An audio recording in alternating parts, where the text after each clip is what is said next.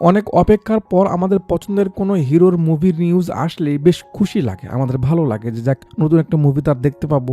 আমরা তার প্রতিটা ভক্ত ওদের আশা নিয়ে বসে থাকি তার নতুন কোনো কাজ দেখার জন্য, যে কখন মুভিটা রিলিজ হবে, তাই না? তো লম্বা সময় অপেক্ষা করিয়ে যখন আমাদের হিরো কোনো ফালতু মুভি নিয়ে সামনে আসে, মনটা ভেঙে যায়, মেজাজ খারাপ হয় না বলুন? কথা বলছিলাম রামচরণ বসের ব্যাপারে। এমনিতেই তো আমরা তাকে সবাই বেশ পছন্দ করি, তার উপর RRR মুভি করার পর তার প্রতি সবার এক্সপেকটেশনটা আরো বেড়ে গেছিল, কি তাই না? কিন্তু তিনি যে ডিরেক্টরের সঙ্গে লাস্ট মুভিটা আনলো তার রেকর্ড অলরেডি খারাপ, আর যা ভয় ছিল তাই হলো। গেম চেঞ্জার মুভির যেমন ট্রেলার দেখিয়েছে তার থেকে 10 গুণ হাগু করে দিয়েছে। আমি যে ধরনের মুভি বাছাই করি বা আপনাদের সঙ্গে শেয়ার করতে চাই এটা তার ধারে কাছেও পড়েনি, কিন্তু জাস্ট রামচরণ বসের কথা ভেবে আর ওই আমার একটু ভিউজের লোভে আপনাদের কাহিনীটা শোনাচ্ছি। কত বাজেভাবে তাকে ফেঁসে দিয়েছে এই ডিরেক্টর, মুভি দেখলে বুঝতে পারবেন। পুষ্পার মতো বাজেট নিয়েছে, ভালো ভালো অ্যাক্টরদের কাস্ট করেছে, তারপরও যে হাগা হেগেছে একেবারে ছাচ্ছেরি।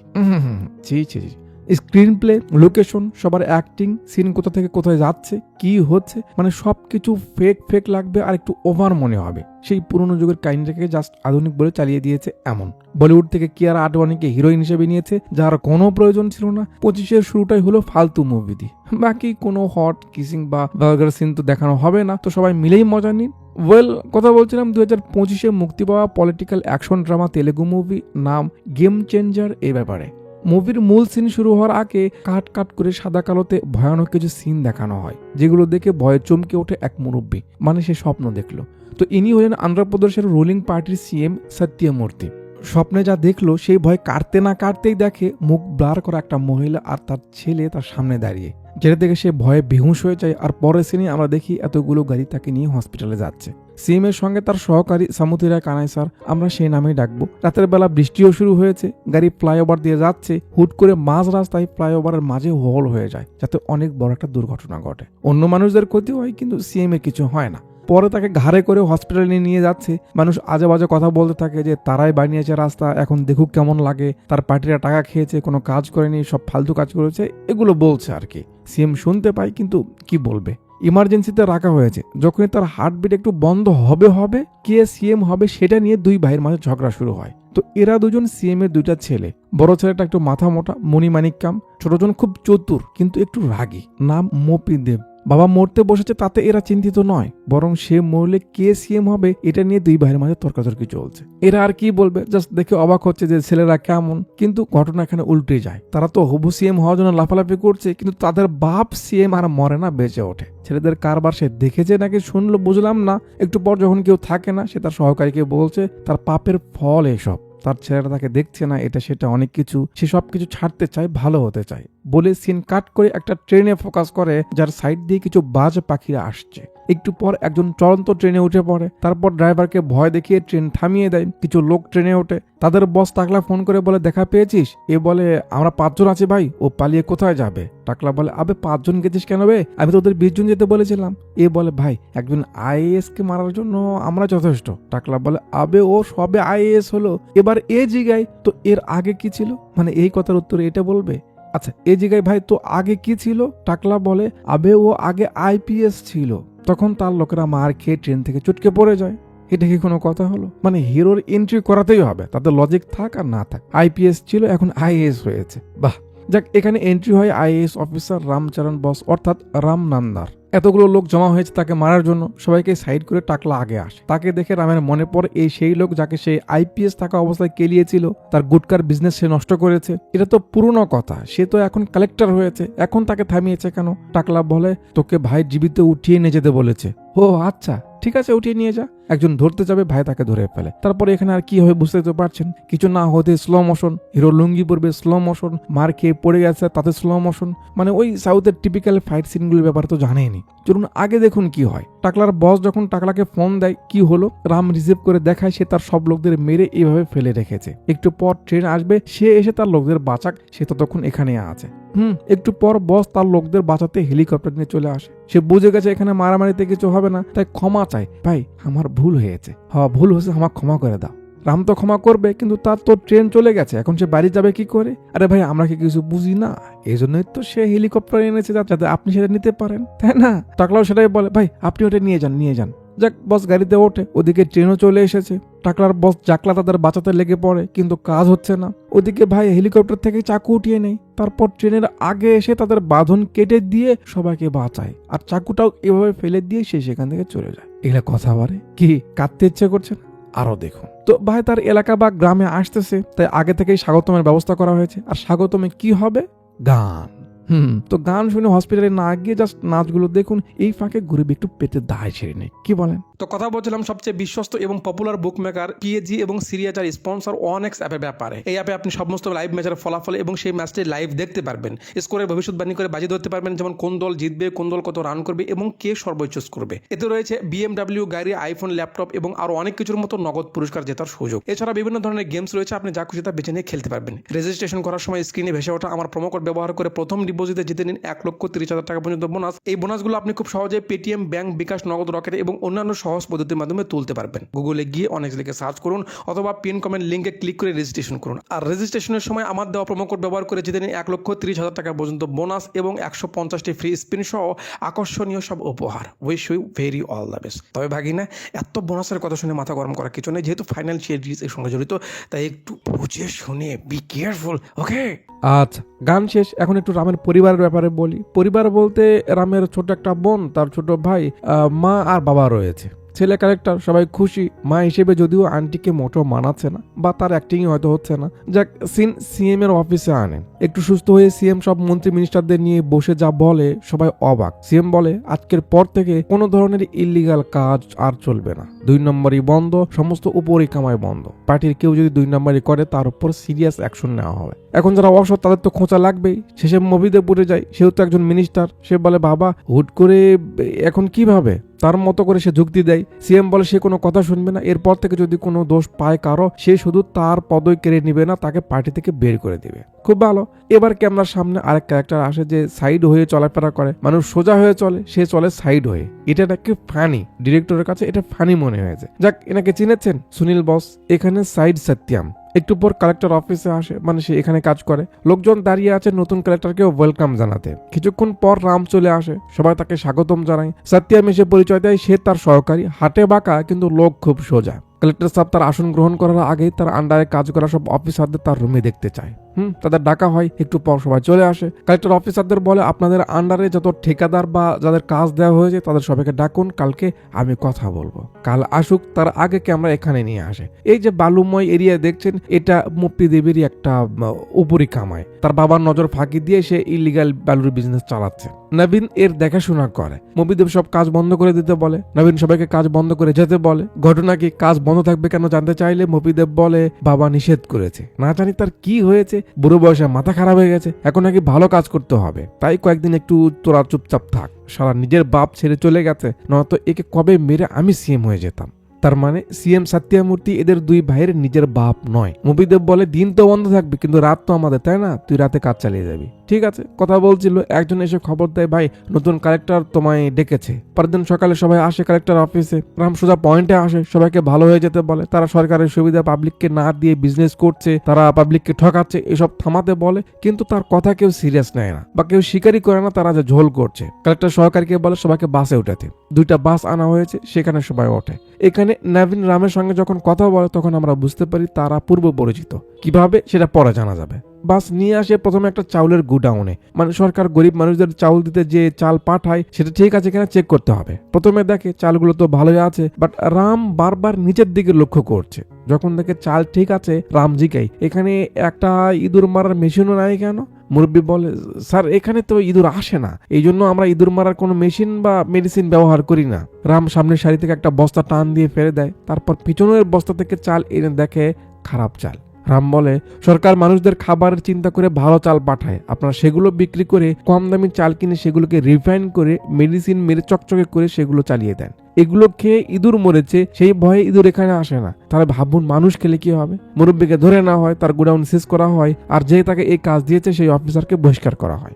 এরপর বাস একটা শপিং মলে আসে। রাম ফায়ার সার্ভিসের গাড়ি দিয়ে চেক করায়, গাড়ি যাওয়ার মতো কোনো জায়গা রাখেনি তারা। সরকারের নিয়ম মতে বিল্ডিং যদি এত তলা হয় তাতে ফায়ার সার্ভিসের গাড়ি যেন ইজিতেই পৌঁছাতে পারে সেই স্পেস রাখতে হবে, কিন্তু এরা রাখেনি। এমন মল তার পুরো শহরে অনেকগুলো রয়েছে। রুলস অনুযায়ী এটাকে শুধু সিজ নয়, একজন কালেক্টর ডেমোলিশও করতে পারে। তার লোকজন সে আগে থেকে সেট করে রেখেছিল, শুধু হুকুম দেওয়ার সঙ্গে সঙ্গে পুরো মল মুহূর্তের মাঝে ডিমোলিশ হয়ে যায়। এরপর গাড়ি আবার কারো কাছে যাবে, তার আগে সবাই ক্ষমা চায়, তারা সবকিছু ছেড়ে দিবে, তাদের আর কোথাও যেতে হবে না। রাম তাদের সুযোগ দেয়, ছেড়ে দেয়। সিন কাট করে কয়েকদিন সামনে তার ছোট ভাইয়ের বিয়েতে আনে। জি, রামকে রেখে তার ছোট ভাইকে বিয়ে দেওয়া হলো, কারণ ভাই ছেঁকা খাওয়া আশিক, ছেঁকা খেয়ে বেঁকা হয়ে আছে, বিয়ে করবে না। তার বন্ধুরা তার সম্পর্কের ব্যাপারে জানে, কিন্তু আলাদা হওয়ার ব্যাপারে জানে না, তাই সবাই উস্কাতে থাকে, জানতে চায় কিভাবে তারা আলাদা হলো। ভাই বোতল ঘুরাই, আর সেই ঘুরানিতে সিন চলে আসে ভাইয়ের কলেজ লাইফে। কলেজের লাইফটা মারামারি দিয়েই শুরু হয়। আর এই যে ভাই সাহেবকে মারছে, চিনেছেন? নাভিন, তার কলেজের ওই বয়েজ হোস্টেলে এসে থাকে। এখানে আলাদা একটা রাজ্য বানিয়েছে, যেখানে পাতার গাছ লাগিয়েছে। এটা তো অন্যায়, এই জন্য কলেজের ছেলে পেলে খারাপ হয়ে যাচ্ছে। এটা জেনে রাম তাকে কেলাচ্ছে। আর সেই সময় থেকে নাভিন আর রামের মাঝে ঠক্কাঠক্কি। এর 2 দিন পর রাম তাদের কলেজের একটা প্রফেসরকে থামায়, নাম জিজ্ঞেস করে। স্যার যেই বলে আমার নাম, রাম কেলানো শুরু করে। কোনো কথা নেই, তাকে মারা শুরু করে। আর তাকে থামাচ্ছে কে, চিনেছেন তো? আপনি মারছেন কেন? এই ছাড়ুন, কে আপনি? রাম কথা শোনে না। তাহলে তোমার কি? তুমি জানো তার ব্যাপারে, সে কতটা খারাপ? দিদি বলে, ইডিয়েট, সে আমার বাবা। রাম বলে, ও মেয়ে থাকতে এসব বলে, আবার মারতে থাকে। ও হ্যাঁ, দিদির নাম দীপিকা। তো ভাই তাকে মারছে কেন? কারণ এই নামে একটা স্যার মেয়েদের সঙ্গে অসভ্যতামি করে, লুচ্চামি করে, তাদের এক বান্ধবীর সঙ্গে করেছে। দীপিকার বাবার নামও সেটাই, তাই এই কনফিউশন। দীপিকা যখন বলে এই নামে আরো একটা স্যার রয়েছে, তখন তার বন্ধুরা এসে বলে এটা সেই স্যার নয়, সে ভুল কাউকে মারতে শুরু করে গেছে। এই হয়েছে, সরি মরি বলে। এখন মেরে মুরে সরি বললে কে ক্ষমা করবে? পুলিশকে ডাকা হয়, রামকে ধরে নিয়ে যাওয়া হয়। পরে রামের বন্ধুরা দীপিকাকে সব খুলে বলে যে সে এই জন্য এইসব কিছু করেছে, তো তুমি তাকে ক্ষমা করে দাও প্লিজ। সব শোনার পর দীপিকা গিয়ে রামের কমপ্লেন উঠিয়ে নেয়, তাকে ছেড়ে দেওয়া হয়। রাম মুরব্বীকে সরি বলে, সে বুঝতে পারেনি। দিদিকেও সরি বলে, বা তারা কিছু না বলে চলে যায়। এরপর থেকে ভাই দিদির পিছে পড়ে যায়। এখন মুভির হিরোইন, তার পিছে তো পড়তেই হবে, কোনো কারণ লাগবে না। তার সঙ্গে বন্ধুত্ব করতে চায়, তাকে ভালো লেগে গেছে ভাইয়ের। দিদি বুঝায় তার সঙ্গে তার যাবে না, কারণ সে খুব রাগী। রাম বলে সে রাগ করা ছেড়ে দিবে তার জন্য। তখনই আবার ভ্যানিলা কিছুকে একটু দেখানো হয় যে দীপিকাকে দেখে মজা নিচ্ছে। এটা দেখে রামের রাগ হয়, সে তাকে মারতে যায়। দিদি তাকে থামায় আর রাগ করে সেখান থেকে চলে যায়। পরের দিন রাম আবার আসে, সে বুঝতে পারে না রাগ কি করে থামাবে। এটা নিয়ে কথা হচ্ছে। দীপিকা কি বলে জানেন? বলে রাগ থেকে বাঁচার উপায় হলো ধূপ, বলে রাগকে মাথা থেকে ঝেড়ে ফেলা। এত পরিমাণে বিরক্তিকর আর হাস্যকর একটা ব্যাপার, যা বলে বোঝানো যাবে না। এখন দিদি বলেছে হিরোকে তো মানতেই হবে। একটা গান দিয়ে রামের রাগ ধূপ বলে বলে কন্ট্রোল করা দেখায়, যেগুলো দীপিকাও ফলো করে। এভাবে বেশ কয়েকদিন পার হয়ে যায়। রাম সেই সারকে হাতে পেয়ে তাকে আবার কেলানো শুরু করে, সেটা আবার দীপিকা দেখে ফেলে। তারপর আর কি, তাকে ডেকে জ্ঞান দিতে শুরু করে। কি জ্ঞান দেয় শুনবেন? একটু শুনুন। দীপিকা বলে, দেখো রাম, তোমার রাগ এইভাবে যাকে তাকে দেখালে সমস্যা তো সমাধান হবে না, আরো বাড়বে। রাম বলে, তাই বলে কি অন্যায়কারীকে ছেড়ে দিব? দীপিকা বলে, না না না, ছাড়তে হবে না। তোমার রাগকে চ্যানেলাইজ করো। যে রাগ সাধারণ মানুষ হয়ে তুমি দেখাচ্ছ, সেটা আইনের আওতায় থেকে দেখাও। দেখবে দেশেরও ভালো হবে, তোমারও নাম ছড়িয়ে যাবে, তুমি আইএএস হয়ে যাও। রাম বলে, কেন আইপিএস হতে পারবো না? দীপিকা বলে, না না না, তোমার যে রাগ, তাতে খাকির পাওয়ার পেলে তোমার কাছে সব অপরাধের শাস্তি হবে এনকাউন্টার। এই অবধি তো ঠিকঠাক ছিল। এরপর দীপিকা যা বলে কি বলবো। দীপিকা বলে, দেখো তুমি যদি আইপিএস হও, তাহলে আমি কিন্তু তোমার সঙ্গে আর কখনো কথা বলবো না। বলে রাগ করে সেখান থেকে চলে যায়। মানে ডিরেক্টরের মাথায় কি চলছিল? নিশ্চয়ই সে হিরো আলমের গান শুনতে শুনতে শুট করছিল। যাক, রাম আইএস হওয়ার জন্য চেষ্টা করে, কিন্তু কিছু নাম্বার কম বেশি হওয়াতে সে আইপিএস হয়ে যায়। এটা শুনে দিদি আর তার সঙ্গে কথা বলে না। রাম যখন ট্রেনিং শেষ করে ফিরে আসে, দেখে দীপিকারা এলাকা ছেড়ে চলে গেছে। কোথায় গেছে, কি করছে, কোনো তথ্য নেই। তারপর থেকেই রাম প্রতি বছর আইএএস হওয়ার জন্য প্রিপারেশন নিতে নিতে ফাইনালি এই বছর আইএএস হয়ে গেছে, কিন্তু দীপিকাকে আর খুঁজে পাচ্ছে না। আর দীপিকাকে ছাড়া সে কাউকে বিয়েও করবে না। এই জন্যই ভাই এখনো কুমার রয়ে গেছে। সব ঘটনা শুনে তাদের একটা ফ্রেন্ড বলে সে দীপিকার ব্যাপারে জানে তো, কিন্তু আর কিছু বলতে যাবে তার আগে সে টলিয়ে পড়ে। মানে পানি খাওয়া একটু বেশি হয়েছে আর কি। এর নেশা কেটে যাক, ততক্ষণে ভাই চলে আসে। মফিদাবের বালু রেখে আনে। নবীন রাত করে বালু চালান করতে লোক খাটাচ্ছে। রাম সেখানে আসে, কিন্তু তাদের এরিয়ার ভিতরে যায় না। দুই পাশে দুজন অপেক্ষা করতে থাকে। যখন সকালবেলা সবগুলো লেবাররা ফিরে যাবে, সবগুলো ট্রাক রাম কবজা করে নেয়। মানে বালুর এখানে কাজ করতে আসা সবগুলো লেবারদের আটক করে, যাতে এই কাজ বন্ধ থাকে। সকালে খবর মফিদাবের কাছে গেলে সে পুলিশের সিনিয়রকে ডেকে পাঠায়। তার লোকদের ধরেছে কেন? এসপি বলে সে কিছু করতে পারবে না, কালেক্টরের পাওয়ার আছে, সে যে কাউকে অ্যারেস্ট করতে পারে। তার লয়ারও সেই কথাই বলে তাদের ছাড়ানো ইজি হবে না। মফিদাব বাহির থেকে লোক এনে কাজ করাতে বলে, সে তাকে পরে দেখে নেবে। ওদিকে রামের বন্ধুরা একে হুঁশে ফিরিয়ে এনে দীপিকার ঠিকানা জেনে নেয়। ভাই সেই ঠিকানা অনুযায়ী চলে আসে বিজয়নগরে। এতদিন পর সেই মানুষটার সঙ্গে দেখা করতে চলেছে, তাই ভাই একটু এক্সাইটেড হয়ে আছে। সত্যিয়ামকে ভিতরে গিয়ে দেখতে বলে সে আছে কিনা। সত্যিয়াম আসে, আর আমরা দেখি এখানে বেশ কিছু বয়স্ক লোকের সঙ্গে সে বসে তাস পেটাচ্ছে। সত্যিয়াম জিগাই এখানে দীপিকা ম্যাডামকে। জি বলুন। আমি সত্যিয়া বলে আপনার সঙ্গে দেখা করার জন্য ভাইজাগের ক্যারেক্টার রাম এসেছে। শুনে দিদির ওভার রিয়াকশন শুরু হয়। দীপিকা রামকে ভিতরে আসতে বলে, সত্যিয়াম গিয়ে তাকে ভিতরে যেতে বলে, রাম তাকে বাইরে আসতে বলে। দীপিকা আর বাইরে যাবে না। রাম কি যেন মনে করে চলে যেতে লাগে। দীপিকা ধূপ বলে তার রাগ ফেলে দিয়ে বের হয়ে আসে। কেমনটা লাগে। রাম লুকিং গ্লাসে দেখে দিদি আসতেছে, তো সে গাড়ি পেছনে নেয়। তারপর নেমে দুজন সামনাসামনি হয়। দিদি জিগায়, বাহ তাহলে ফাইনালি কালেক্টর হয়েছ, আমি তোমায় ভিতরে যেতে বললাম, তুমি গেলে না কেন? বড় মানুষ হয়েছে তাই। আবার বলছি ভিতরে চলো। রাম যাবে না। দীপিকা রাগ করে চলে যেতে লাগে। তখনই আরো কিছু সরকারি গাড়ি আসে, যার ভিতর থেকে বের হয় ব্রহ্মানন্দম স্যার, যার কোনো প্রয়োজন এখানে ছিল না। আননেসেসারি তাকে টেনে এনে একটা সিন বানিয়ে দিয়েছে। কি সেই সিন? তো এই এরিয়াটা দুই এলাকার বর্ডারের মাঝখানের একটা এরিয়া। এক কালেক্টর আরেক কালেক্টরের এরিয়াতে যেতে হলে কার যেন পারমিশন নিতে হয়, তা না হলে তার জব চলে যেতে পারে। সেটা নিয়ে দুজনের মাঝে কথা হয়। রাম দেখায় সে তার এরিয়া পার হয়নি, বরং কাকুই পার হয়েছে। এটা নিয়ে তাদের মাঝে কথা চলে। দীপিকা সেটা শুনতে পেয়ে বুঝতে পারে রাম কেন ভিতরে গেল না। কন এগুলা জ্বালা কি শৈলেশ হয় বারে? রাম কি নিজে সেটা বলতে পারতো না যে এই জন্য আমি ভিতরে যাব না? এটা কোনো কথা? এই জন্য আলাদা একটা ক্যারেক্টারকে নিতে হয়? যাক, কাকু সেখান থেকে চলে যায়। দীপিকা দৌড়ে এসে ভাইকে জড়িয়ে ধরে। হাই রে প্রেম। মাঝে 2 দিন পার হয়ে যায়। নবীন বাইরে থেকে লোক এনে কাজ করাতে পারেনি, তাই মবিদেবকে খবর দেয় যে লোক পাওয়া যাচ্ছে না, কোনো কাজ হচ্ছে না। সে রামকে ফোন করে তার কাছে আসতে বলে, কিন্তু রাম যায় না। বাধ্য হয়ে মিনিস্টার নিজেই আসে তার অফিসের ভিতরে ঢুকে সে পা নিতে থাকে। একজন মিনিস্টার ডাকলে কালেক্টরকে তার কাছে যেতে হয়। তুমি কি জানো না সেটা? রাম বলে, স্যার আপনার সঙ্গে আরো যে লোকগুলো ছিল তারাও অ্যাকিউজড। আমি সেখানে গেলে তাদের অ্যাকশন নিতে হতো, এতে আপনারই ক্ষতি হতো, এই জন্য আমি যাইনি। আমি তো আপনাকেই বাঁচালাম। মবি বলে, আমার কথা আছে। রাম বলে, আমার কাজ আছে, আপনি একটু অপেক্ষা করুন। কি আমি অপেক্ষা করবো? করতে হবে। উপায় না থাকায় মপিদা অপেক্ষা করে, বাট রামের কাজ ছাড়তে 5 থেকে 6 ঘন্টা লেগে যায়। আর ততক্ষণ অবধি মপিকে অপেক্ষা করতে হয়। তারপর চান্স পায় কথা বলার জন্য। আর কি বলবে, ওই তাদের লোকদের ছেড়ে দেওয়া হোক, সে অর্ডার দিচ্ছে। রাম বলে, আপনি লিখিতভাবে দিন, আমি ছেড়ে দিচ্ছি। সে তা দিবে না। এক কথা 2 কথা দুজনের মাঝে ওভার অ্যাক্টিং এর তর্কাতর্কি শুরু হয়ে যায়। আচ্ছা, এই যে ক্যারেক্টার মুহাব্বিদাব, একে চেনেন আপনারা? চেনেন না? অনেক ভালো একজন অভিনেতা, কিন্তু বেশ ভালো ভালো মুভি করেছে, অসাধারণ অ্যাক্টিং করে। নাম এস.জে. সূর্যা। বাট এখানে তাকে দিয়ে এতটা লাউড আর ওভার ডায়লগ ডেলিভারি করানো হয়েছে যে মাথাটা খারাপ হয়ে যায়। বা ডাবিংয়েই হয়তো এমনটা হয়েছে, কিন্তু সত্যি বলতে খুবই জঘন্য হয়েছে। যাক, রাম তো তাকে পাত্তা দেয় না, বের হয়ে চলে যায়। পরের দিন আবার দিদির এখানে আসে। এবার ছেলে উপর থেকে অর্ডার নিয়ে এসেছে গার্লফ্রেন্ডের সঙ্গে দেখা করার জন্য। বর্ডার পার হয়ে দীপিকার সঙ্গে ভেতরে যায়। তো দীপিকা বলছে রাম তার বাবাকে মারার পর যখন সে আইপিএস হয়ে যায়, তার বাবা তাকে ওখান থেকে এখানে নিয়ে আসে। পড়াশোনা শেষ করে সে এখন এই ওল্ড এজ হোম চালায়। বাই দ্য ওয়ে, দীপিকা কিন্তু একজন ডক্টর। তার বাবা বিয়ের চাপ দিচ্ছিল, কিন্তু সে রামের অপেক্ষায় ছিল এতদিন, এই জন্যই করেনি। এইসব বলছে। আর তার আশ্রমের বিভিন্ন লোকদের সঙ্গে রামের পরিচয় করিয়ে দিচ্ছে।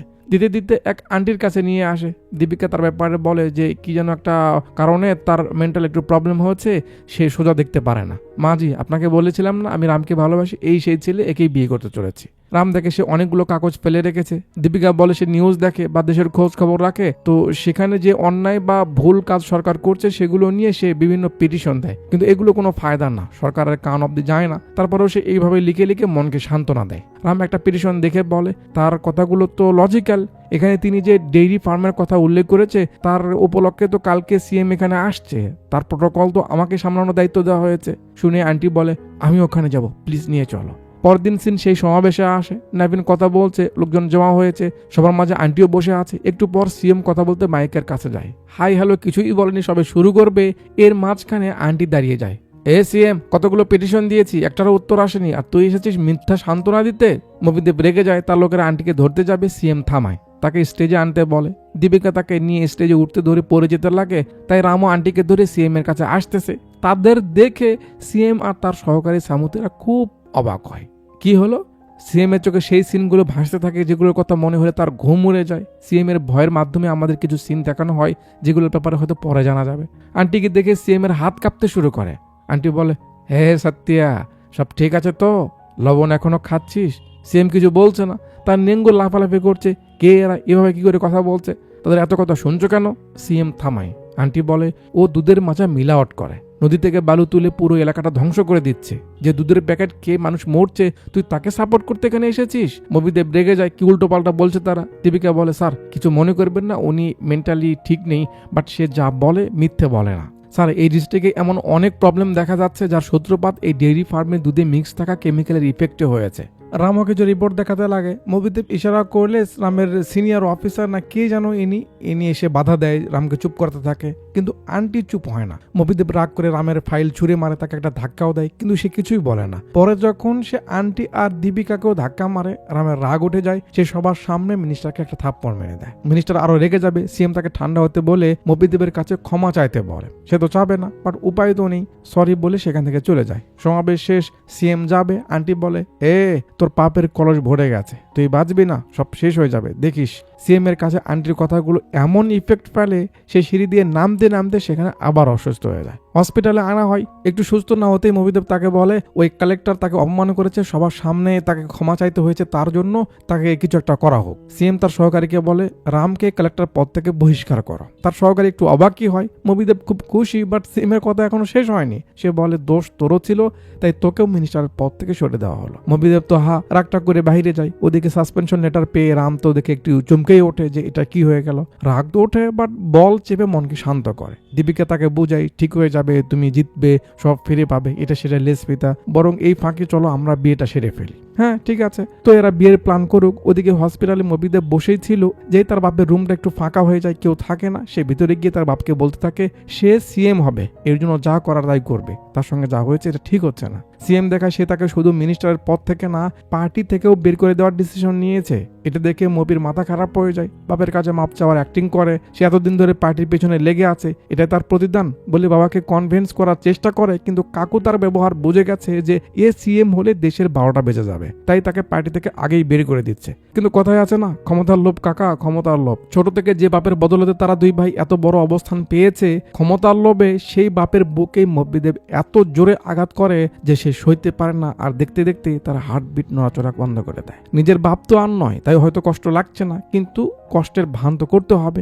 ইমার্জেন্সি অ্যালার্ম বাজিয়ে সে কান্নার ভান শুরু করে। সবাই আসে, ডক্টর চেক করে বলে সে মরে গেছে। মরার খবর শুনে বড় গাদা খুব খুশি, মানে সে সিএম হতে পারবে। তো নেক্সট সিএম কে হবে সেটা নিয়ে দুজনের মাঝে তর্কাতর্কি আবার লেগে যায়। আগে সিএম নির্ধারণ করা হবে, তারপর বাকি কাজ করা হবে, এমনটাই ডিসিশন। পার্টির লোকেরা দুই দলে ভাগ হয়ে যায়। বড় গাদাকে পাশে থেকে ছোটর সাপোর্ট করার প্রস্তাব পার্টির এক সিনিয়র মুরব্বি দেয়। বড় গাদা কথা শুনে না, সেই সিএম হবে। তার লোকজন নিয়ে সে সমানে চিল্লাতে শুরু করে, নাড়া দিতে লাগে। একটু পর তারও একটা লোক এসে যখন বলে ভাই খবর পেলাম আপনার বাবা এমনি এমনি মারা যায়নি, আপনার ছোট ভাই তাকে মেরেছে। শুনে বড় গেদার ফেটে যায়। উপর থেকে ছোট এমন করে ইশারা করে তাকে হুমকি দেয়। ব্যাস, গেদার সঙ্গে সঙ্গে পাল্টে যায়, ছোট ভাইয়ের নাম নিতে থাকে। তার লোকেরা জিগাইলে বলে আরে বাবাই তো মরে গেছে, আমি ওই চেয়ার দিয়ে আর কি করব, তো আমার ছোট ভাই বসুক, আমি তাকে সাপোর্ট করব। সবাই যেহেতু মিলে গেল, আর কারো মতামতের দরকার নেই, তো সবাই এখন মপিকেই সাপোর্ট করতে থাকে। নেক্সট সিএম সেই হতে চলেছে, এটা কনফার্ম, এতে কোনো সন্দেহ নেই। ব্যাস, যেহেতু সে সিএম হতে চলেছে, তার অ্যাটিটিউড আর কে দেখে। বাপের ক্রিয়াকর্ম অনুষ্ঠান সবকিছু পরে হবে, আগে তার রাগ ঠান্ডা করতে হবে। এজন্য সে কি করে একটু পর দেখছি। রামের বিয়ে সাথে ঠিক হয়ে গেছে, এখন সবকিছু রেডি, বিয়ের আয়োজন চলছে। ওদিকে সিএম এর মৃত্যুকে ইস্যু করে মপির লোক শহরে দাঙ্গা শুরু করে দেয়, পুরো এলাকায় ঝামেলা পাকায়। রাম বিয়ের জন্য যাচ্ছে, সিএম এর বডি বাইরে রাখা হয়েছে, পার্টির লোকেরা এসে দেখে যাচ্ছে, শ্রদ্ধাঞ্জলি দিয়ে যাচ্ছে। একটু পর পুলিশ এসে রামকে ওয়ারেন্ট দেখায়, তাকে গ্রেফতার করতে হবে। কেন? মিনিস্টারের উপর হাত উঠিয়েছিল, মিনিস্টার কেস করেছে, এই জন্য। রাম ভাবেনি এমন কিছু হবে, চুপচাপ অফিসারের সঙ্গে ভ্যানে গিয়ে বসে পড়ে। শহরে তো ভাঙচুর চলছে, তার ভিতর দিয়েই পুলিশের ভ্যান যাচ্ছে। যেতে যেতে একটা ছাগলের খামারের মাঝখানে গিয়ে পুলিশের গাড়ি আটকে যায়। রাস্তা ক্লিয়ার করার বাহানায় সবগুলো পুলিশ নেমে যে যার মতো পালিয়ে যায়, আর রামকে এইভাবে বেঁধে রেখে অফিসারও যেতে থাকে। স্যার কি করছেন স্যার? তার ইশারা মোটেও ভালো না, সে তো মপি দেবেরই লোক। অফিসার সাইডে যায়, আর আমরা দেখি নবীন তার লোকজন নিয়ে এখানে আসলো, মানে এটা পুরোটা মপির প্ল্যান আর কি। রাম এবার বুঝতে পারে, যাক তারা তাকে মারতে আসে, ভাই এখান থেকে যতটা পারে প্রতিহত করছে। মারামারির এক সময় সেও একটু মার খাবে, এটা তো স্বাভাবিক। তারপরেও সবাইকে সাইজ মাইজ করে শুধু নবীনই থাকে, তার সঙ্গে লড়ছে। ওদিকে সিএম এর ক্রিয়াকর্মের পর তার সহকারী সামুথিরা সাহেব প্রেস মিটিং ডাকে, যাতে পার্টির সব লোকেরা ছিল, আর পুরো প্রেস মিটটা লাইভ চলছিল, যেখানে সে বলে সিএম স্যার মরার আগে কিছু কথা বলে গেছে, যা এই পেন ড্রাইভে রয়েছে। আমার মনে হয় এই কথাগুলো পুরো দেশের মানুষের শোনা উচিত। মপিদেব মাথা নাড়া করতে বসেছে, মানুষকে দেখাতে হবে না সে তার বাবাকে কতটা ভালোবাসে, কিন্তু এই পেন ড্রাইভের ব্যাপারে সে কিছুই জানে না। এটা শুনে একটু অবাক হয়। ভিডিও চালু করা হয়, নবীন রামের সঙ্গে এখনো লেগে আছে। একটু পর পুলিশের কাছে কি যেন একটা খবর আসে, যাতে পুলিশ কাকু খুব অবাক হয়। তারপর তার গান রেডি করে রাম বরাবর একটা শুট করে, কিন্তু তাকে না, পিছনের একজনকে মারে। রাম তো ভেবেছে তাকেই শুট করেছে। তো ঘটনা কি, পুলিশ তাকে মারলো কেন? তো ঘটনা হলো, ওই পেন ড্রাইভের মধ্যে সিএম বলে গেছে, আমি জানি আমি মরে গেলে আমার পদ নিয়ে ঝামেলা বাড়তে পারে, তাই আমি আগেই সব ফয়সালা করে যাচ্ছি। আমার মৃত্যুর পর আমার পদ সামলাবে কালেক্টর রাম। আমাকে অগ্নিও সেই দিবে, কারণ সেই একমাত্র আমার ওয়ারিস। সেই হবে এই স্টেটের পরবর্তী সিএম। হলো এই খবর তো সবাইকে অবাক করে দেয়। রামের বাড়ির লোকজন তো ভাবতেই পারছে না কি করে হলো এটা। এই জন্য পুলিশ রামকে বাঁচালো। হ্যান্ডকাপটা খুলে অফিসার তার কাছে ক্ষমা চাই, সে ভুল করেছে। মব্বি দেব যেন আসমান থেকে পড়লো, কারণ এটা তো সে এক্সপেক্ট করেনি। এটা কি হলো? মুহূর্তের মাঝে ফোর্স হাজির হয়, সিকিউরিটি আর প্রোটোকলের সঙ্গে রামকে সিএম এর ফিউনারেলে নিয়ে আসা হয়। যেহেতু ওয়ারিস সে, অগ্নি তো তাকেই দিতে হয়। রামও সবার মতো কনফিউজড, কি করে হচ্ছে, কি বা হলো এখানে, সে এখনো কিছু বুঝতে পারেনি। তখন সামুতিরা কাকু তার দিকে চেয়ে থাকে, আর সিন চলে আসে কয়েক বছর পেছনে সুখে শান্তিতে বসবাস করা একটা গ্রামে। তো এই গ্রামের বিশেষত্ব হলো চারিদিকে উঁচু উঁচু খুব সুন্দর কিছু পাহাড় রয়েছে। এক কোম্পানি সেই পাহাড়গুলো খোদাই করে তার ভিতর থেকে লোহা বের করে নিয়ে যাচ্ছে। এতে প্রাকৃতিক অনেক বড় ক্ষতি হতে পারে, সেটার বিরুদ্ধে প্রোটেস্ট করতে এন্ট্রি হয় মুভির অন্যতম ক্যারেক্টার, এই গ্রামের সব থেকে বুঝমান ব্যক্তি আন্নাপ্পা। মিডিয়ার মাধ্যমে সে জানায় এই ক্ষতি তারা হতে দিতেই পারে না, পাহাড় কিছুতে নষ্ট করতে দেবে না, সরকার অ্যাকশন না নেওয়া অবধি এই আন্দোলন চলতেই থাকবে। কোম্পানির মালিক আন্নাপ্পাকে ডেকে পাঠায়। আন্নাপ্পার সঙ্গে তার সব থেকে কাছের মানুষ মুকুন্দকে নিয়ে যায়। কোম্পানির মালিক তার মতো করে বোঝাতে চায়, আন্নাপ্পা তার মতো করে তাকে বোঝায়। তারপর এটা নিয়ে একটু তর্কাতর্কি হয়, কথা কাটাকাটি হয়। আন্নাপ্পা রাগ করে সেখান থেকে চলে আসে। যে করে হোক তারা পাহাড় খোদাই করতে দিবে না। আন্দোলন চলতে থাকে, আর নেচে নেচে তাদের শক্তি বাড়াতে থাকে মেয়েরা। তাদের মাঝে ক্যামেরা যে দিদিকে বারবার ফোকাস দিচ্ছে, ইনি হলেন আন্নাপ্পার বউ পার্বতী। তাদের একটা ছেলেও রয়েছে, রামনন্দন, বেশ কিউট। এই আন্দোলন চলার কয়েকদিন পর খবর আসে, সরকার তাদের দাবি মেনে নিয়েছে, কোম্পানিকে নোটিশ পাঠিয়েছে, তারা যেন গাড়ি পস্কা নিয়ে এখান থেকে চলে যায়। আন্দোলন সফল হয়। এর কয়েকদিন পর মুকুন্দ সহ আশেপাশে গ্রামের আরো লোকজন আন্নাপ্পার কাছে আসে। কি ব্যাপার, তোমরা সবাই আমার কাছে? মুকুন্দ বলে, ভাই আমরা একটা প্রস্তাব নিয়ে এসেছি। এই যে এত লোকের মাঝে এদেরকে লক্ষ্য করছেন কি? ক্যামেরা কিন্তু একটু একটু করে তাদের দেখাচ্ছে, সামনে আরো ক্লিয়ার করছি। আন্নাপ্পা বলে, বলো কি প্রস্তাব? মুকুন্দ বলে, ভাই আমাদের গ্রাম সহ আশেপাশের সবাই তোমাকে সাপোর্ট করে, তো আমরা চাই কেননা আমরা একটা পার্টি শুরু করি। আন্নাপ্পা রাজি হয় না, কারণ রাজনীতি তাদের জন্য না, তারা তো কৃষক। মুকুন্দ বুঝায় তারা যদি পার্টি শুরু করে তাহলে ক্ষমতায় আসতে পারলে তাদের এমন আর আন্দোলন করতে হবে না কোনো দাবির জন্য, খুব সহজেই মানুষের সেবায় এগিয়ে আসতে পারবে। আন্নাপ্পা বলে, রাজনীতি তো এভাবে হয় না, শুধু মানুষ আর সাপোর্ট থাকলেই না, টাকার প্রয়োজন পড়ে, টাকা ছাড়া দল চলে না, তোমরা যাও, আমি রাজনীতির মাঝে নেই। মুকুন্দ বলে, ভাই আমরা টাকা ছাড়া রাজনীতি করব। কথাটা আন্নাপ্পার ভালো লাগে। তার বউ বাচ্চাও বলে যে করা যাবে, কোনো সমস্যা নেই, এতে তো মানুষের ভালোই হবে।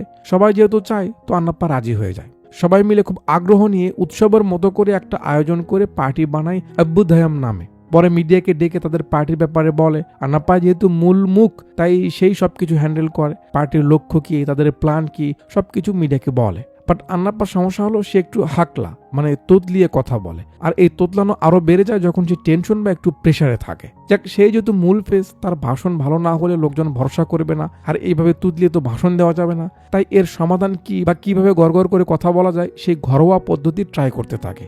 যত যা করে তার না আমি আপনি কোথাও দেখেছি, আর না আমাদের দেশে এমন প্রচলন আছে।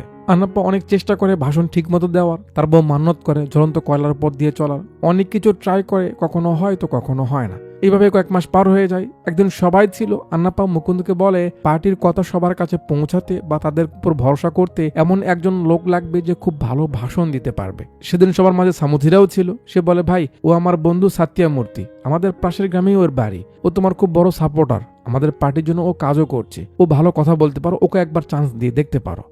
প্রথম সমাবেশে সত্যমূর্তিকে ভাষণ দিতে উঠানো হয়। সে বেশ ভালোই কথা বলে। সামনে ইলেকশন, ঘন ঘন সমাবেশ করতে হয়, তো যেখানে যেখানে আন্নাপ্পার কথা বলার দরকার পড়ে সত্যমূর্তিকে স্টেজে উঠিয়ে দেওয়া হয়। তার কথা বলা সবার কাছে বেশ পছন্দের হয়ে ওঠে। দেখতে দেখতে মানুষ তার কথার ফ্যান হয়ে যায়। এভাবে চলতে চলতে মুকুন্দ ব্যাপারটা লক্ষ্য করে আন্নাপ্পাকে বলে, ভাই ওই তো সবার কাছে পরিচিত হয়ে যাচ্ছে, এতে আমাদের। আন্নাপ্পা বলে, আরে কে কথা বললো, কে পরিচিত হলো, কি যায় আসে, কি বলছে, কতটা কাজের, পার্টির জন্য কি করছে, সেটা ম্যাটার করে, ছাড় তুই। বেশ কয়েকদিন পার হয়। সত্যমূর্তি আরো প্রফেশনাল হয়ে যায়। এখন তার ভাষণের মাঝে মানুষ ভরসা খুঁজে পায়। একদিন মুকুন্দ আবার কথা উঠায় যে, আন্না, মানুষ তো তাকেই মূল ফেস মনে করছে, আপনি সামনে আসছেন না কেন?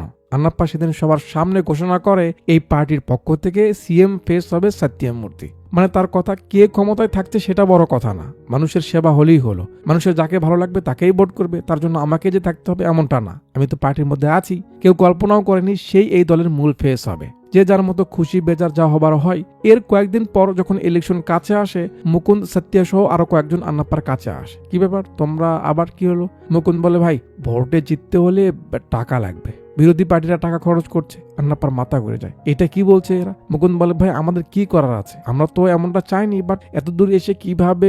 আন্নাপ্পার কথা যখন পার্টি শুরু করা হয় তখন তো এটাই কথা ছিল, এখানে কোনো টাকা পয়সার খেল চলবে না। আন্নাপ্পার মন খারাপ হয়ে যায়, সে রাজি হয় না। মানে দল চালাতে যদি টাকা লাগে তাহলে সে সেই দল চালাবে না, কারণ তার কথা এখানে যারা কাজ করবে সবাই সেবা করবে, টাকার লেনদেন কেন হবে? মুকুন্দ বলে, ভাই একটা কোম্পানি আমাদের টাকা দিতে রাজি হয়েছে, বিনিময়ে তারা কিছুই নেবে না। তাদের কার্ড আন্নাপ্পাকে দেখালে সে দেখে বলে, এটা তো সেই কোম্পানি না যাকে পাহাড় খনন করা থেকে আন্দোলন করে আমরা তাড়িয়ে দিয়েছি, আবার তার থেকে টাকা নিব। এরা আন্নাপ্পাকে কনভিন্স করার চেষ্টা করে, বাট আন্নাপ্পা রাজি হয় না। সে কোনোভাবেই এই ঝামেলার মাঝে জড়াবে না। আন্না যেহেতু বলেছে সেটাই ফাইনাল হয়। সেই রাতেই আবার কোম্পানির লোক মুকুন্দ আর সত্যমূর্তিকে ডেকে পাঠায়। কথাবার্তা শেষে যখন তাদের সামনে সুটকেসটা খুলে দেখায়, এত টাকা সামনে দেখে তাদের মাথা ঘুরে যায়। দুজন লোভ সামলাতে পারে না, টাকা নিয়ে নেয়। কোম্পানির কথা, ভোটে জিততে যত টাকা লাগে কোম্পানি দিবে, বিনিময়ে তারা এখন কিছু নিবে না, বাট সরকার হলে জাস্ট একটু তাদের হেল্প করতে হবে। কোম্পানির অফিসে কাজ করা আন্নাপ্পার গ্রামের একটা লোক এই সব কিছু দেখে ফেলে। সে আন্নাপ্পাকে বলে দেয় যে তারা কোম্পানি থেকে টাকা নিয়েছে। আন্নাপ্পার মন ভেঙে যায়। সে সিদ্ধান্ত নেয় ইলেকশন থেকে নাম উঠিয়ে নিবে আর এই পার্টিকে এখানে বন্ধ করে দিবে। কাল প্রেস মিটে সবকিছু বলে দিবে। ওদিকে এরা টাকা মুকুন্দের বাড়িতে এনে সাইজ করছে, কোথায় কত পাঠাবে, তারা কত নিবে, এমন আর কি। মুকুন্দের দুটা ছেলে ছিল যারা টাকাগুলো দেখে ফেলে। সত্যা তাদের টাকা দিয়ে চুপ থাকতে বলে, যাও চকলেট খাও, কাউকে কিছু বলো না। তারাও চুপ থাকে। একটু পর মুকুন্দের কাছে টেলিফোন আসে এক রিপোর্টারের, যে মুকুন্দ কাল নাকি জরুরি প্রেস মিট ডেকেছে আন্নাপ্পা। কি ব্যাপার বলো তো, কোনো প্রবলেম হয়েছে মনে হচ্ছে? কথা শুনে মনে হলো। মুকুন্দ বলে, না না কোনো সমস্যা নেই, কালকের কথা তো ভাই নিজেই বলবে, আপনারা কালকে আসেন, বলে ফোন রেখে দেয়। এরপর সত্যা আর মুকুন্দ প্ল্যান করে এখানে টিকে থাকতে হলে বা পাওয়ার নিয়ে থাকতে হলে আন্নাপ্পাকে রাস্তা থেকে সরাতে হবে।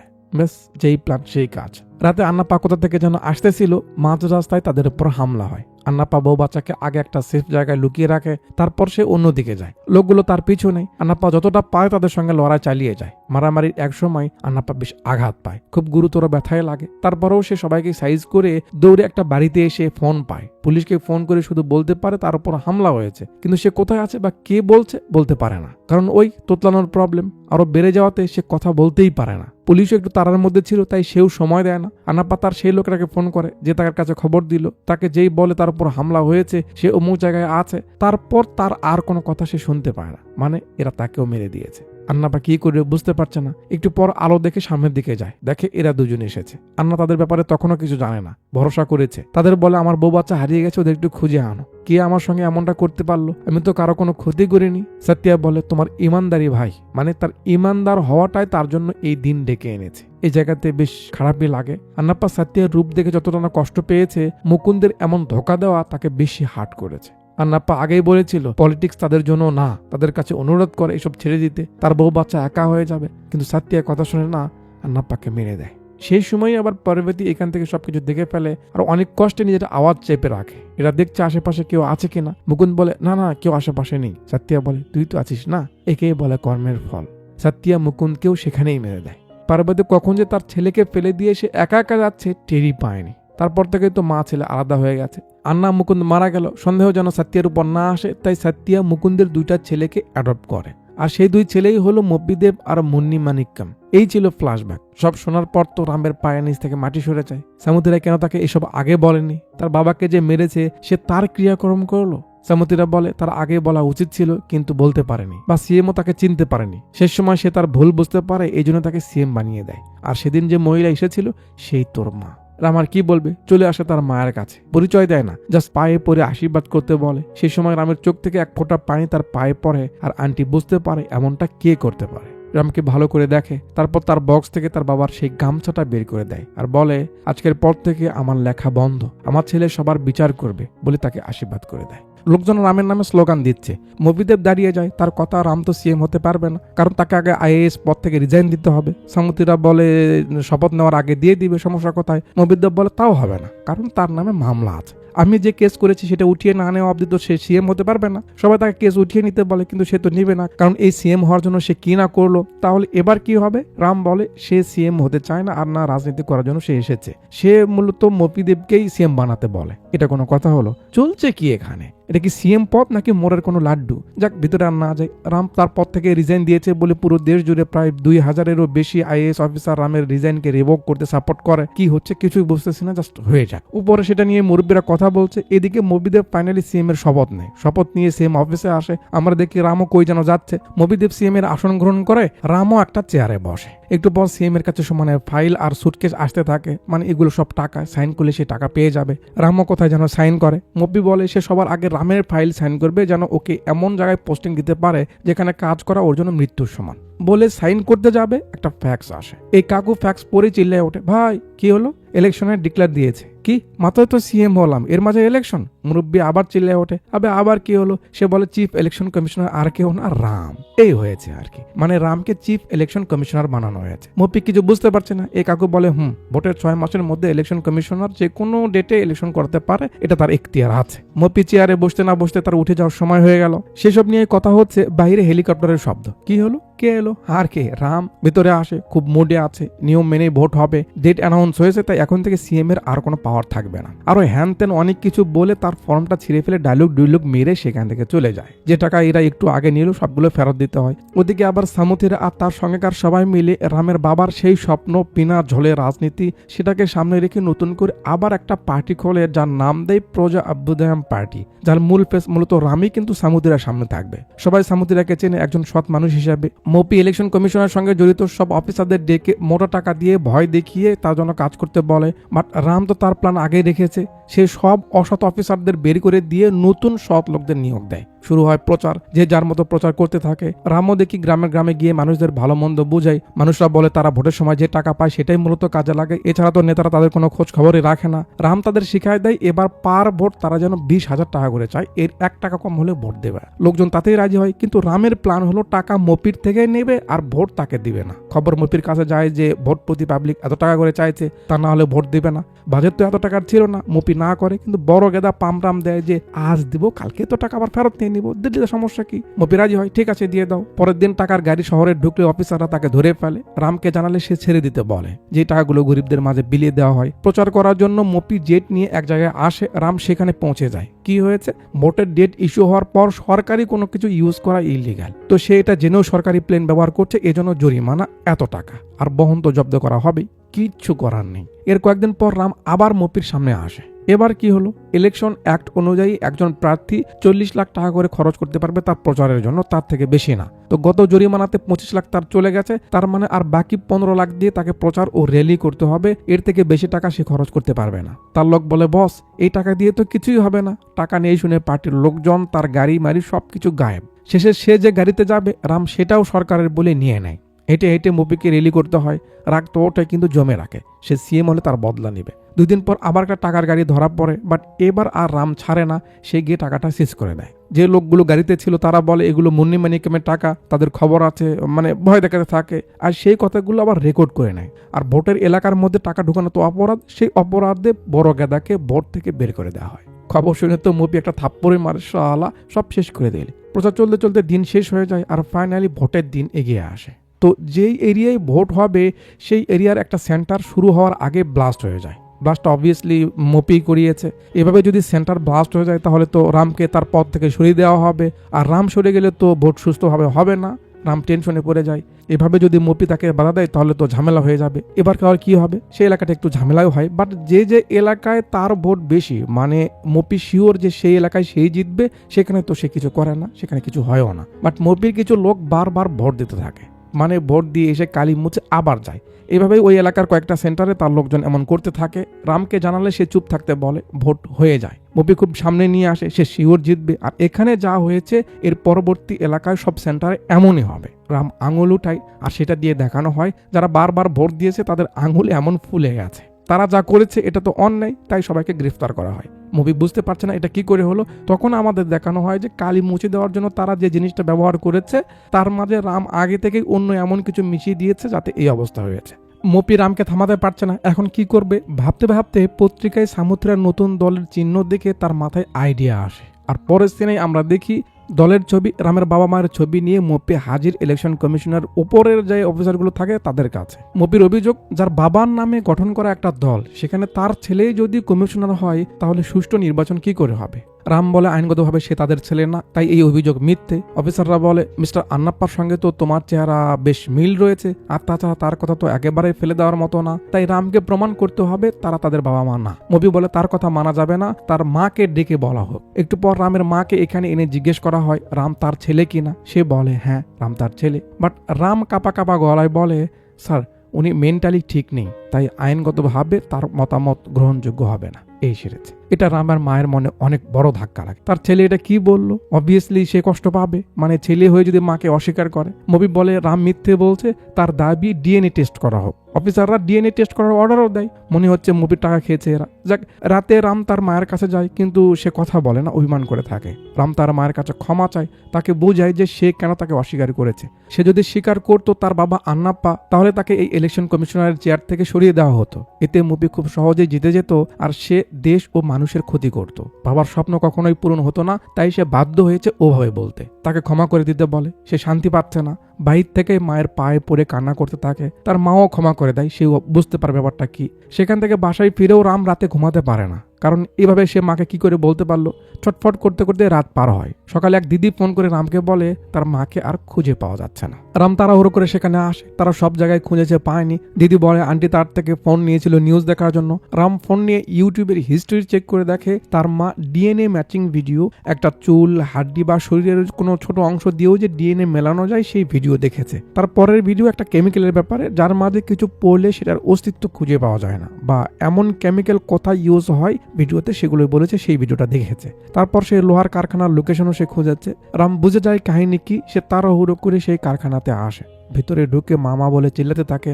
আশেপাশে খোঁজাখুঁজি করে, কিন্তু কোনো সাড়া নেই। খুঁজতে খুঁজতে এখানে দেখে জুতো। কাছে এসে দেখে সিঁড়িতে তার মায়ের পায়ের দাগ। এর ভিতরে রয়েছে সেই কেমিক্যাল যার মাঝে তার মা ঝাঁপ দিয়ে, মানে সে বেঁচে থাকলে তো ডিএনএ ম্যাচ করা হতো, তাই এই কাজ করেছে। রাম তার মায়ের জুতো নিয়ে বুকে মারতে থাকে আর কান্না করে। ব্যাপারটা খুবই ভয়ানক। রামকে ফলো করে সিন 2 দিন সামনে আনে। অন্যান্য সেন্টারে রামের বাবার পার্টি এগিয়ে আছে, মপি দেখছে। আর কিছু কিছু সেন্টার বাকি আছে, তাহলে ভোট শেষ। মপিদেব কোন সেন্টারে ঝামেলা করবে সেটা বুঝতে রাম মপির যে লোকদের আঙুল ফুলে গেছিল ধরে রেখেছিল তাদের ছেড়ে দিয়ে সবাইকে ট্র্যাক করতে থাকে। তারা যেখানে যেখানে যায়, রাম বলে ভোট শেষ হতেই সবগুলো ইভিএম এক জায়গায় করতে হবে, তারপর সেখান থেকে মূল সেন্টারে আনতে হবে। প্ল্যান মতো সেটাই হয়। বাট মপির লোকেরা পথ আটকে রাখে, ইভিএম যেতে দেবে না, নষ্ট করে দিবে, তাহলেই তো রিইলেকশন করাতে পারবে। রাম ড্রোন দিয়ে সবগুলো মেশিন নিয়ে যায়, এরা কিছুই করতে পারে না। এভাবে দিন শেষ হয়, আর সেন কাট করে ফাইনাল দিনে আনে। সবগুলো ভোট গণনা করা হবে, সব মেশিন এক জায়গায় করা হয়েছে। আর যদি সব ঠিকঠাক থাকে তাহলে ঝামেলা শেষ। পুলিশ সংখ্যা কম, তাই তাদের সবাইকে যেতে বলে রাম একাই বাইরে থাকে। একটু পর মপির লোকেরা আসে সেন্টারে হামলা করতে। সব লোক ভিতরে আসে, রাম অর্ডার দেয়, আর পেছন থেকে অনেকগুলো জেসিবি আসে। এগুলো কি কথা, এগুলো কি মানার মতো কথা বাড়ে? এসব চালাচ্ছে কারা? ওই যে ভাই বাঁচিয়েছিল ট্রেন থেকে ওরা। তো মারামারি আর কি দেখবেন, চলো মূল ব্যাপারে আসি। তো মূল ব্যাপারটা হলো মপি আসে, দুজনের মাঝে হাতে হাতে চলে। মপি ভিতরে গিয়ে ইভিএম নষ্ট করতে চায়, আর রাম বাধা দেয়। শেষে মপি রামের হাতের মাঝে একটা পেরেক মেরে দিয়ে এভাবে বাঁকা করে তাকে থামিয়ে রাখে, আর যে ইভিএম এর গণনা বাকি ছিল সেগুলো নষ্ট করে দেয়। এগুলো সূত্র ধরে সে আবার ইলেকশন করাতে পারবে, এটাই তার মূল লক্ষ্য। একটু পর রাম তার হাত খুলে নেয়, ইভিএম তো নষ্ট হয়ে গেছে। অফিসাররা লুকিয়েছিল, তারা বাইরে আসে। রাম বলে 25টা ইভিএম নষ্ট করেছে, তার মানে এখানে 50,000 ভোট মনে করো, সবগুলো মপির খাতায় দিয়ে দাও যাতে ও কমপ্লেন করতে না পারে। তারপর ওর হিসাবটা একটু বলো দেখি। অফিসাররা মপির মূল ভোটের ব্যাপারে বলে, যার সঙ্গে এই লাস্টের 50,000 মিল করেও তার 3 লাখ ভোট হচ্ছে না। বাকি রামের বাবার পার্টি পেয়েছে 10 লাখ ভোট। এই খবর সে কিভাবে সহ্য করবে? আবার শুরু করে। রাম 2 হাত খেয়ে তাকে বাজানো শুরু করে, তার জন্য তার মা মরেছে। সবকিছু মিলিয়ে তার যে রাগ ছিল, হাতুড়ি উঠিয়ে মারতে যাবে, বাট থেমে যায়। সিন কাট করে পরে সিনে দেখানো হয় ভোটের ফলাফল অ্যানাউন্স করা হচ্ছে যে হাইস্ট ভোট পেয়ে প্রজা অভ্যুদয় পার্টি বিজয় হয়েছে। ভোট গণনার আগে রাম তার জায়গা থেকে রিজাইন দিয়েছে, যাতে প্রজা অভ্যুদয় পার্টি রামকে মুখ্যমন্ত্রী বানিয়েছে।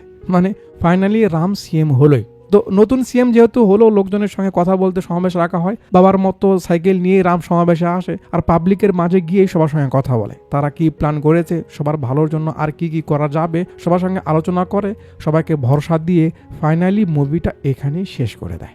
বাপরে, মুভি দেখলাম না কি দেখলাম, এত ফল্ট, এত মিস্টেক। আর IPS IAS election commissioner CM এসব তো কোনো ব্যাপারই না, একেবারে পান্তা ভাত, মন চাইলো হয়ে গেল, মনে হচ্ছে যেন একটা ঘোর থেকে বের হলাম। যাক, তো রাজনীতি খুব ভালো আবার খুব খারাপ, রাজনীতির পরিণাম, রাজনীতি কিভাবে মানুষের লাইফে প্রভাব ফেলে, কিভাবে কাজ করে, আর যাই হোক আমরা বাংলাদেশিরা একটু হলেও টের পেয়েছি। ভালো মানের রাজনীতিবিদরা বেশি দিন টেকে না, সেটাও আমরা দেখেছি। খারাপ রাজনীতিবিদরা মানুষদের নিয়ে ভাবে না, এটাও আমরা জানি। মাঝে আমরা সাধারণ মানুষরা সাফার করি। রাজনীতির সঙ্গে জড়িত সামান্য কর্মীও একজন অফিসার থেকে বেশি পাওয়ার রাখে, এমনটাও দেখেছি।